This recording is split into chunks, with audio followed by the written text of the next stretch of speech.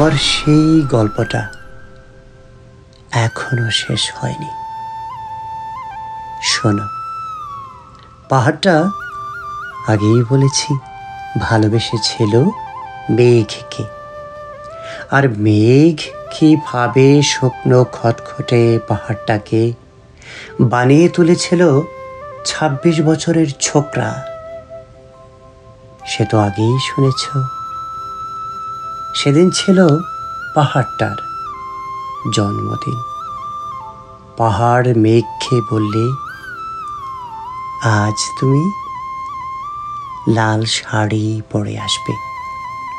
মেঘ পাহাড়কে বললে, আজ তোমাকে স্নান করিয়ে দেব চন্দন জলে। ভালোবাসলে নারীরা হয়ে যায় নরম নদী, পুরুষেরা জ্বলন্ত কাঠ। সেইভাবেই মেঘ ছিল পাহাড়ের আলিঙ্গনের আগুনে, পাহাড় ছিল মেঘের ঢেউ জলে। হঠাৎ আকাশ জুড়ে বেজে উঠল ঝড়ের জগঝম্প। ঝাঁকড়া চুল উড়িয়ে ছিনতাইয়ের ভঙ্গিতে ছুটে এলো এক ঝাঁক হাওয়া।